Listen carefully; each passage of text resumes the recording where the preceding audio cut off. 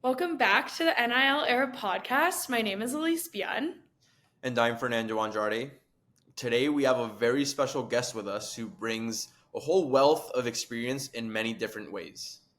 I am so excited to welcome a friend to the podcast, scoring over 1,000 points during his 4 years at Tulane, the first player to win the AAC Sportsmanship Award twice, two-time chair of AAC SAC, and now competing on the Duke men's basketball team. We are so excited to welcome Sion James to the podcast today. Sion, welcome to the NIL Era Podcast. Appreciate y'all. Thanks for having me on.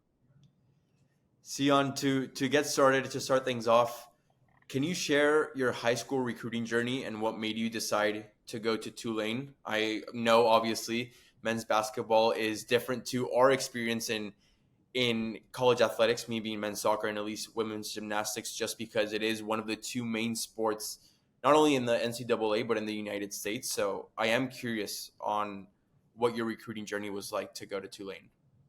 Yeah, honestly, my recruiting journey was pretty straightforward. Our coaches that were at Tulane, that recruited me to Tulane, were formerly at Georgia State, which is right in Atlanta, so I knew them from growing up because I'm from the area. So when they went over to Tulane, it was just a school that kind of made sense, academically, athletically. This is before NIL, so I was like, money wasn't a concern, wasn't a question at that point. But they were great people. I had a great relationship with them just from being in the city for so long. They explained to me and laid out why Tulane was the right option. Like, it checked a lot of boxes for me. It was a place where I wanted to move away from home just so I could grow up a little bit. But it also wasn't so far away that my parents could never come to see me or I could never go home. So that it honestly just checked a lot of boxes. And the great relationships was the big part. And that I saw an opportunity to grow down in New Orleans. Love that. I think similar to Fernando and I in our recruiting journeys, it's like we didn't have that NIL aspect piece of it yet. And for your journey, it's cool to see that you got that kind of, I guess, pre-NIL era kind of recruiting and then the post also, which of course we'll get into. But from there, you spent 4 years at Tulane. And when the new one-time transfer rules went into effect in 2021, just in terms of the college landscape, we saw an influx of transfers. Can you talk about your experience and how that was for you and your team in terms of transfers? Did Tulane get a lot of transfers in, transfers out? But really for yourself also, what made you stay at Tulane for 4 years? Yeah, so we definitely had transfers in and out. I've always said the American was pretty uniquely located, like in the landscape of things, because you're good enough that if your good players play really well, then they might transfer up. But you will also get players transferring from Power 5 at the time, I guess, transferring down. But you'll also get players transfer down. So we're kind of in that middle zone where you get a little bit of everything. A lot of the core of our team was actually built on transfers. 3 of our best players, 4 of our 5, and I just think of all the best players I played with down at Tulane. We had transfers from all over the place. But the guys that made all conference during my time there transferred to and from LSU, Alabama, Nebraska. We had some guys Georgetown, but like all over the place. So transfers are definitely a way that we built our team. It's a way that we were able to keep the core of our team together while also staying old and getting old as a team. It's a big thing in men's basketball. The better teams are older. Simple as that. Especially in a time where you've got COVID guys like myself who got an extra year, and some of my teammates as well. The older teams in college basketball won. So my coach was very, very particular to make sure that we kept the team as old as possible. And the portal helped us to do that. In my experience, transferring was never really on the table. I love Tulane. Like that was my favorite place in the world. Love the city, love the school. So transferring was really never a question for me. My coaches, they didn't promise much when I came to New Orleans, except that they'd give me a chance, and they gave me a chance, and that's all I really asked for. And I was thankful for that. So that, on top of me getting involved in things outside of basketball, transferring was never really a conversation. Plus, for me, it never really made sense. My first year, I played a lot for a freshman, but I just wasn't good enough. So the reason I didn't play more is because I wasn't good enough. And after that, I started playing more and more because I started getting better as a player. They gave me the opportunity for that. So transferring was never really a question for me. But our team used the portal for sure, and that's how we were able to have the success that we did. I think just there you offer like such an interesting outlook, because I think we're seeing a lot of transfers happen, and in real time today, like the UNLV quarterback and transferring, things like that. Yeah. Um, I think your perspective of just taking a step back and being like, you know what, like maybe my skill level wasn't there yet, but staying and developing there. So I just want to say that first and foremost, but also just from personal experience, my team has never had a transfer during my 4 years. We never had a transfer come in, nor someone transfer out. So in terms of a basketball team and such a team-oriented sport, and with people in and out of your program, how do you continue to develop a team culture and such a team-oriented program, I guess, if it's hard to maintain that relationship and maintain a certain skill level, I guess, season in and out? Yeah, I will say it's difficult. We were lucky that the core of our team stayed the same. So like the guys that I finished the year with were two of the guys who I came in to get. Like we kind of maintained the core of the team. So we had players transfer in and out, but luckily since we were able to stay there, our coaching staff was largely the same through my 4 years as well. So that kind of helped us keep that culture together. But it's not easy. I would love to play with the same guys for 4 years, but there might not be a time in my basketball career where that happens, just because it's just not the same, especially nowadays when players transfer. Like it just doesn't happen. So I'm thankful that was the thing that kept us together. Our coaches stayed the same, the core of our team stayed the same, and that really helped us keep and maintain a culture even with players in and out. So one thing that caught my attention from what you were talking about with Tulane is that not only was it about basketball for you, but it was also about everything else that you were doing while you spent your 4 years at Tulane. And something we've talked about here on the podcast is NIL for Impact. Actually, in episode 10, we talked with a business professor from Berkeley who teaches around that subject. And just on that note, I'm curious as to how you used obviously limited time with NIL during your years in Tulane. I've heard that you've done work in the impact space with that exact purpose. So I'm wondering if you could tell us a bit about your campaign and what motivated you to use your NIL in that capacity. A lot of it was just me kind of deciding how I want to put myself out there. Once we had transfer NIL deals, things started coming across the table, like $50 for this promotion or $100 for this promotion. And when I started seeing stuff like that, none of it really spoke to me. And that kind of told me that at the time I wasn't really interested in just promoting brands that I may or may not have any personal connection to. Like it just wasn't important to me. And I decided that I was going to try to find something that was important to me. So after my sophomore year, going into my junior year, we took a team trip down to Costa Rica to play some games, do some service down there. And that's when I got partnered with Samaritan's Feet, which is a nonprofit that provides shoes to kids in underserved communities, but they also provide for people all over the world. So we did some service down there with them, and it was incredible. It was such a good time. It was truly a life-changing and college-shaping experience. I didn't fully realize it at the time, but that was right around the beginning of NIL. So it was just they approached me with an opportunity to partner with them to promote their organization and to try to raise money to put shoes on kids' feet. And that was the first thing in the NIL world, the first thing I'd been approached with that truly spoke to me. And once again, I didn't realize it at the time. I didn't have the vocabulary of NIL for impact at the time, but I just knew that I have a platform, and more than anything, I saw it as an opportunity to do something that just wasn't about me or wasn't about making a little bit of money, which is nice and is important. But that was the first thing that really spoke to me, and that's what really got me involved in that space in the first place.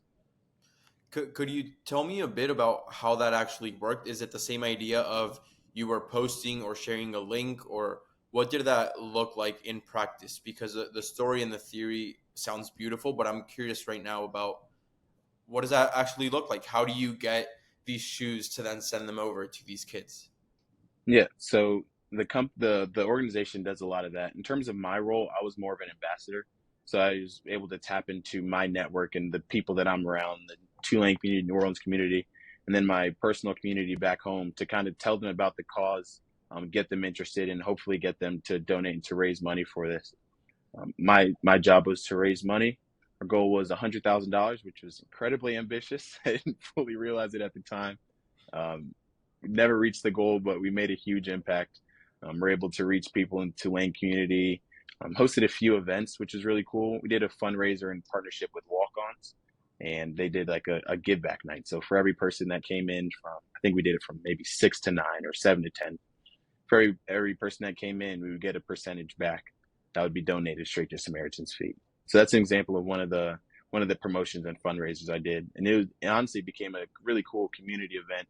Brought a lot of people from Tulane athletics out and just people that I knew in New Orleans at Tulane. And it was an opportunity for us to just catch people on that random Tuesday night who just happened to be getting dinner and tell them about a really cool cause. So that's an example of one of the things we did. My role was largely about fundraising and kind of sharing the impact stories that I've had. And once I raised the money and passed it along to Samaritan's Feet, that's when they were able to send me the shoes and we could create different opportunities to give back. So last year we did a opportunity in northern Louisiana with the school up there. So we sent a few hundred pairs of shoes to that school, had their students come in, and we were able to give them all their new pair of shoes. I brought some of my friends, some of my people with me, and we were able to just make a whole event for them, So that's what's really important to me. And that's how it kind of looked at practice. That's awesome. I think something interesting also there is that this organization, it's not like through a collective, it's not something like that. It's like very much so tied to your own brand, your own experience of going to Costa Rica and having that life-changing experience. So are you planning to continue this at Duke and be that kind of fundraising aspect for this organization just now in Durham? Yeah, the cool thing about it is the organization is based in Charlotte, even though they do work all around the world. So I'm actually only 2 hours away. I went down there to hang out with Manny, who's the CEO, and all those people a few weeks ago, just to kind of say what's up. My first time getting to go to headquarters down in Charlotte. So I definitely will continue working with them. I'm not sure exactly the same capacity. Will I be working with them in the same capacity? But the idea is that I have a relationship with them that will kind of continue from here. Like I said, this organization and working with them, like the things that I was able to do with them truly changed my outlook. Like it changes the way that I look at the opportunity to play basketball, the opportunity to have a platform. So even throughout my next few years here, or throughout my time here, and after that, I plan to continue working with them. I think as NIL just continues to evolve literally day by day, educating ourselves and exposing ourselves to NIL in pretty much any capacity possible is super important. I've recently talked to plenty of friends here at Cal that were in attendance at the NIL Summit, and they've told me about their experience. I've heard that you were there as well, so I'd be curious to hear what you learned or what that experience was like for you. It was a really cool experience. It was cool. Elise is in Division I SAC with me, but just being around other student athletes who are so passionate about whatever it is. So for Division I SAC, it was about leading the charge for like the next wave of student athletes. At the NIL Summit, it was about how to improve our brand and how to use NIL for what we want it to be. So anytime around passionate student athletes like that, my peers, like that's always a good time. A lot of the really cool things that I remember from that were about branding and about how to brand myself, about how to market myself. And that's the cool thing about that, and the cool thing about NIL in the first place is that it's bigger kind of than our status as a college athlete. Some of the things that we learned during this time, bigger than our status as a college athlete. So I learned a lot about personal branding and marketing, how to market myself. And then I just met some really cool people. I met one super sweet lady who was telling me about foundations and nonprofits, and so I learned like a lot about business there too, and about nonprofits, which helped me out a lot going in the future. So it was a really cool experience. Plus, it was in my hometown, so I got to hang out with my family and then go to the swim and then go back home. So it was a good time. Nice. Love to hear that. Kind of making a hard pivot here to now where you're at now. So after 4 years at Tulane and graduating this past semester, congratulations, by the way, you've transferred to Duke and joined what is one of the most historic and winningest programs in history. I think the concept of the transfer portal is a very ambiguous kind of structure. So can you tell us how that process was as a grad transfer and how this cycle of recruiting differed from when you were in high school getting recruited to Tulane? Yeah. So the process for me even entering the portal in the first place was a little unexpected. I wasn't sure whether I'd come back to college. I wasn't sure what the next step of the journey would be. I didn't plan on entering the portal at all. It was probably the end of April, maybe, and the portal closes on May 1st. And I get a call saying that the new NIL rules, or the NCAA released new rules saying that graduate transfers are now bound by the portal window, which they previously weren't. So my plan before was to just take as much time as I needed, figure out what I wanted to do, whether professionally or come back to college. And then when I made that decision on my own, enter the portal and go from there. But that decision was kind of made for me. So at the midnight hour, I entered the portal. This time around was relatively quiet, which is actually really, it was pretty simple. It's pretty open and shut. I knew, I was being very particular about where I'd end up going. I knew that I wanted to go to a really big school. I didn't know it would be Duke specifically, but I knew I really wanted that opportunity. It was a cool process seeing a lot of the schools and the coaches that recruited me 4 years ago out of high school, and they saying like, yeah, I moved up to a new school, and hey, Sion, how you doing? How's your family? Like, I thought all that was really cool, and it kind of brought back some cool memories from recruitment the first time. But this time was a lot quieter, and it was a lot quicker. In high school, the recruiting process starts like sophomore year, and I signed, I think, committed at the beginning of my senior year. So that's a year and a half long recruiting process of coaches calling, and it's stressful. Like trying to decide what you want to do with your future as a 15, 16-year-old. Like, that's unbelievable. So now this time I'm a little older. I kind of had an idea of what I wanted. So when I got a call from Coach Shire, things happened really quickly. I ended up on a visit later that week and committed the following week. So this one, instead of a year and a half long process, it was maybe 10 days. I don't even think it was that long, which is a lot more my style because I'm not too much interested in being recruited and getting all this stuff and visits. That stuff stresses me out. So I just like to figure out what I got to do. But yeah, the portal, I didn't know what I expected from the portal. You know, it sounds crazy, but it's really just telling coaches you can call my phone now. That's all it was for me. Interesting. And then in terms of that timeline, how long were you in the portal for? Maybe 8 days. I don't think it was very long at all. I don't remember exactly. I remember I entered the portal and got a call from Coach Shire, who's my coach at Duke, on that same day, and then looking at my schedule and ended up on a visit that following weekend. So say it was maybe like a Tuesday when he called. By Friday, I was in Durham, and by the following Tuesday or Wednesday, I was calling him back, telling him that I was joining the Brotherhood. So it happened. Yeah, it happened quickly.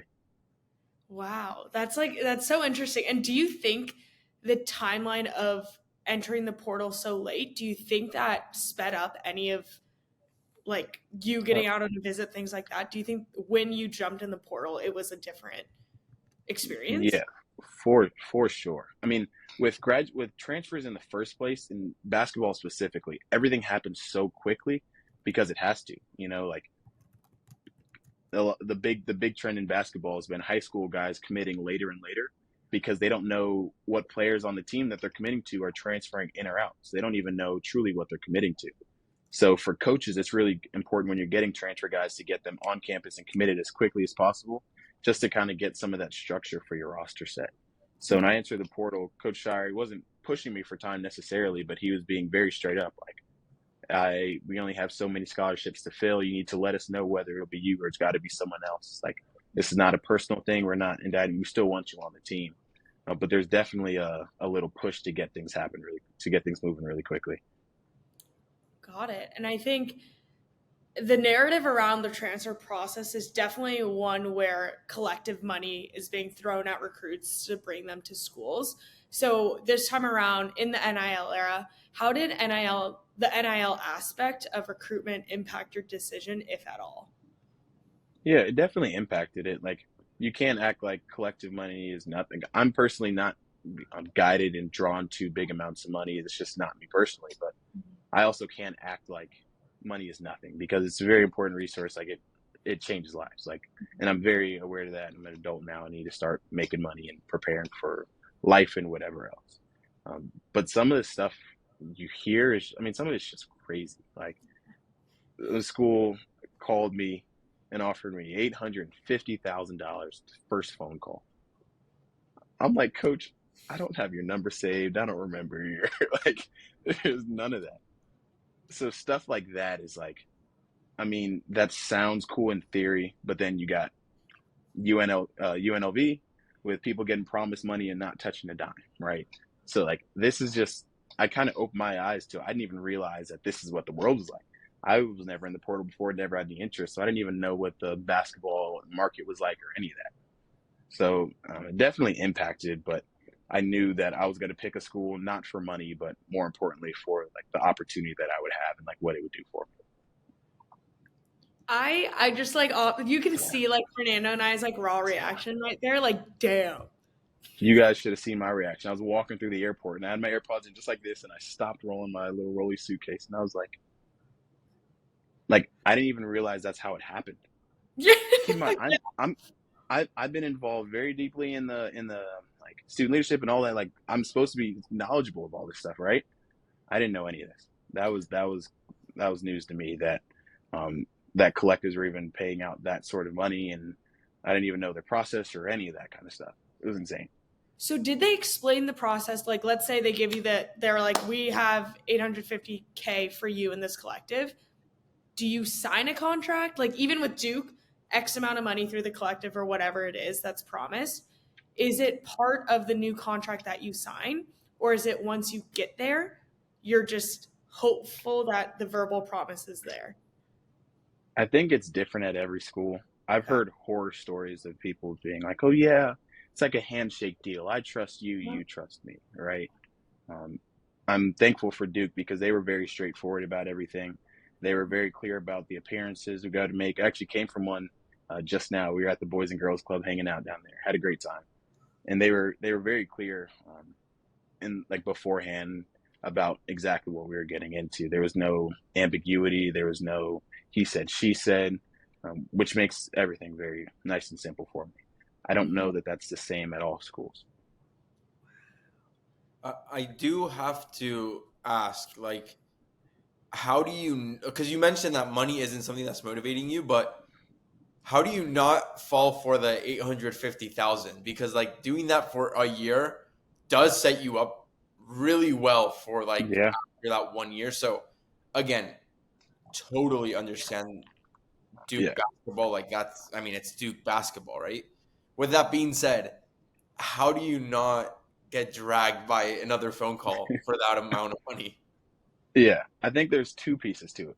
One is the people. So like, I didn't know that coach. He could have been anyone. He could have been Joe Schmo off the street, could have saying anything.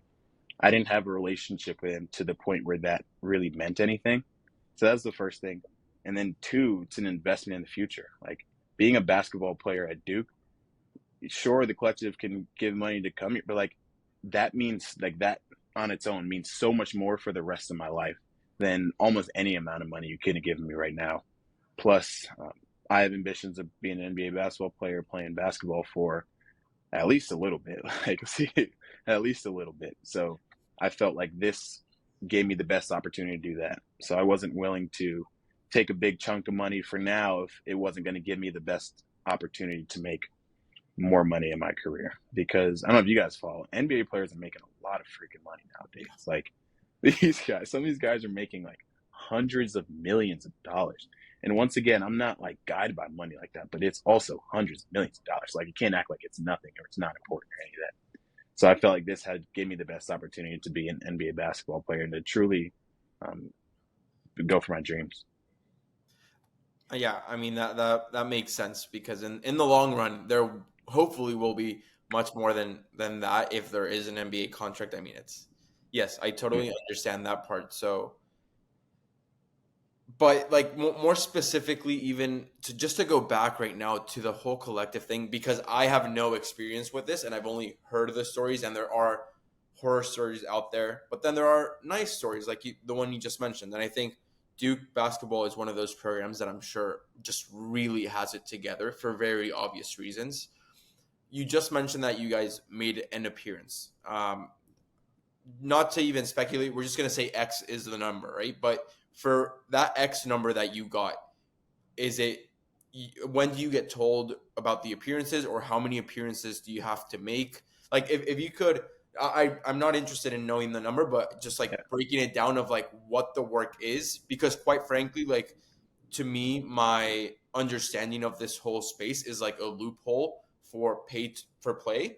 But from this appearance, that's not pay for play, that's pay for appearance. That's like actual NIL.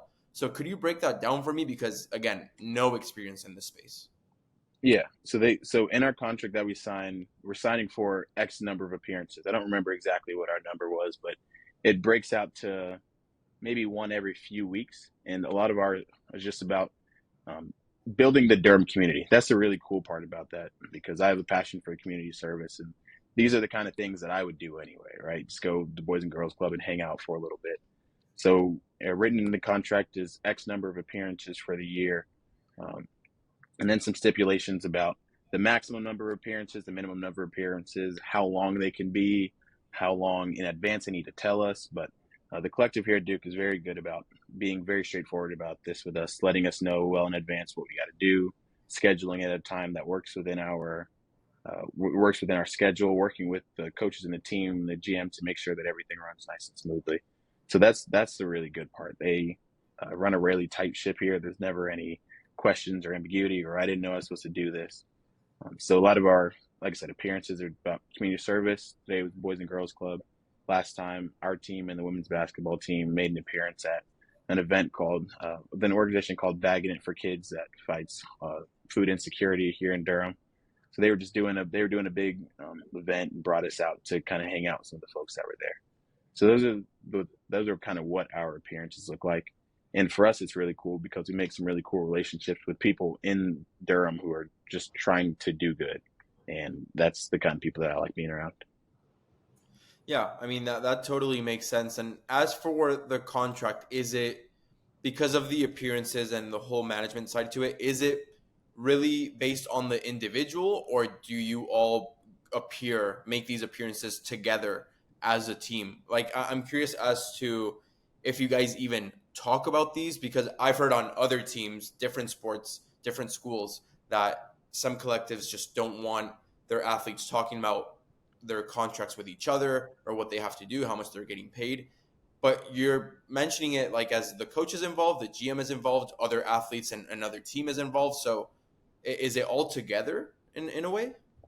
Yeah. So in terms of appearances, everyone has their appearances that they're supposed to make. Like, they have their own thing. But most of our appearances are team appearances. So everyone, we show up as a team to go do the things, whatever they may be. So it's really pretty coordinated effort. None of this stuff is really secretive. Like, it's not like we sit around in circles in the locker room and talk about these things, but it's also like they're not secrets. We're teammates, and we talk about much more like secretive things with each other than the reason that we're than something that brought us to Duke in the first place. So a lot of things that we do in terms of appearances are all together. I mean, from what you're mentioning, obviously the Duke collective must be totally different to basically any other school. I think there are very, very few programs across sports, across college athletics, that have access to the things that you guys have access to. And I'm just curious on, like, besides the collective, just on your NIL experience and student athlete experience as a whole between Tulane and Duke, what have you noticed are like the biggest differences that maybe people like us wouldn't be aware of in terms of resources, NIL opportunities, the experience of being a student athlete, things like that? In terms of the experience of being a student athlete, it's different for me. I don't necessarily think it's a Duke versus Tulane thing. I think it's a me thing. Like, I think of it's a where I am in my career thing.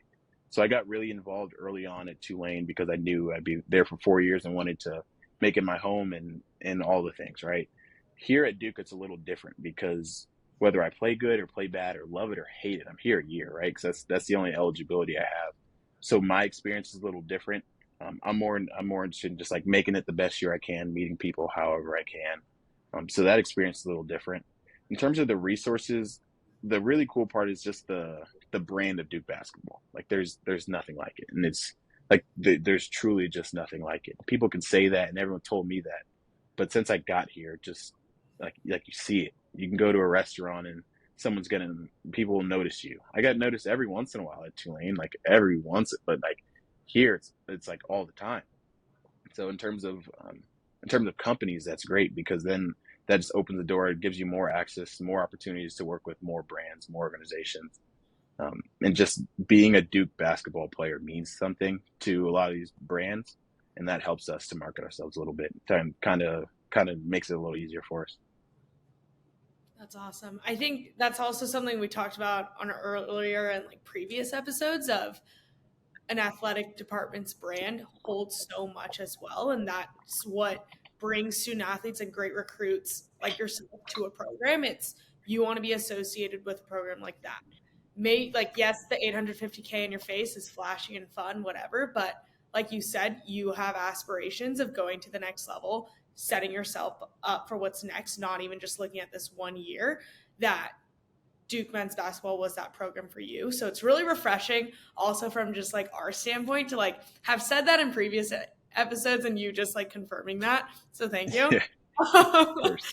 Out of curiosity, because I'm watching LSU's documentary, like The Money Game that just came out on Prime, how much do you think NIL plays a role in the locker room? Like right now I'm watching an episode and it's being talked about in terms of like, oh, like LSU women's basketball, like the girls aren't getting blah, blah, blah, whatever, they're kind of creating a narrative, but to a certain extent, does that have a role in the locker room when you're surrounded by your teammates all day, every single second, and some guys are making like $1 million?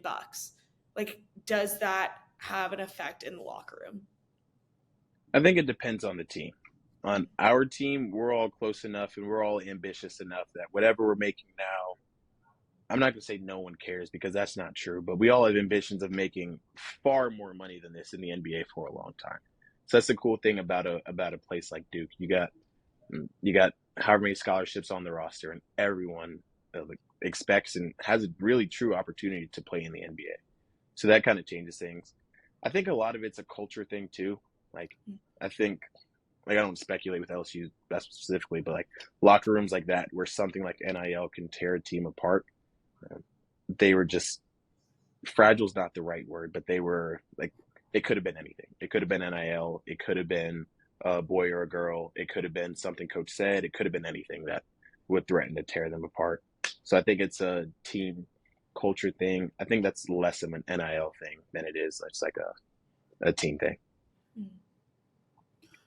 To go a tiny bit back on your journey, you mentioned like your involvement with the NIL Summit question in D1 SAC, and you were also obviously very involved in AAC SAC. So you've been in those conversations at the highest of levels. I'm curious based on those experiences, what you see moving forward. I've actually also attended a couple of those meetings when Elise wasn't able to because she was in season. So I have somewhat of an understanding. I'm curious from your experience, especially in the AAC, what you see in the future of college athletics. I think the landscape as a whole is changing. I think the current way that college athletics, and like I can talk to basketball because that's the world I'm in, like this has to be unsustainable. You can't continue going on year after year where you've got a quarterback and a running back at UNLV who are saying, I'm going to redshirt the rest of the year because you're not paying me. It just can't be. Basketball teams, like the turnover in men's basketball, unbelievable. Like it's unbelievable. It's unbelievable. Like it's too much. And if you look at most sports leagues in the world, none of them operate this way. You know, most don't have a brand new team every single year. Not the good ones, at least. And a brand new team every single year. I think it's unsustainable, and I think something's got to change. I'm not sure whether employment is the right change, but I think there needs to be some sort of representation for student athletes where, like, protection is what this is really about. Protection for coaches, protection for players, protection for teams. Like, that's what this is really about. in terms of what that eventually looks like, my guess is as good as anyone else, or like your guess is as good as mine, because so much of it is out of our hands with some of these court cases. I think at some point, student athletes are going to get the protections they deserve, just because we're kind of the ones playing the sport and kind of need us to make this thing work a little bit. So yeah, that's kind of what I see. I think for student athletes, it's very easy for people to have an excuse to say, one, like we don't have time to do things outside of school and sport. That's from like the student athlete perspective. And I think for coaches, it's easy to want your student athletes to only focus on school and sport. Like we already have a lot of things on our plate, things like that. But I think you are an excellent example to show that you can be involved in the community, compete at the highest level, and be accomplished in both the class and the court. So what would you tell people who have both those mindsets, both student athlete and from a coaching perspective? Well, for a student athlete perspective, for one, I would say it's possible. It's 100% possible to like excel at a very high level on the court, or for me on the court, but whatever your playing surface may be, on the court and off the court. It's 100% possible. It's a lot for sure, but it's 100% doable. Even from a coaching perspective, like I can't speak for my coach verbatim, but like I was someone who was at practice early every day. I stayed late every day. I got my extra work in. I watched film. I hung out with the coaches in like the office. Like I did all the things. Like I more than at Tulane I'm talking about. I more than did what I was supposed to in terms of being an athlete on the team.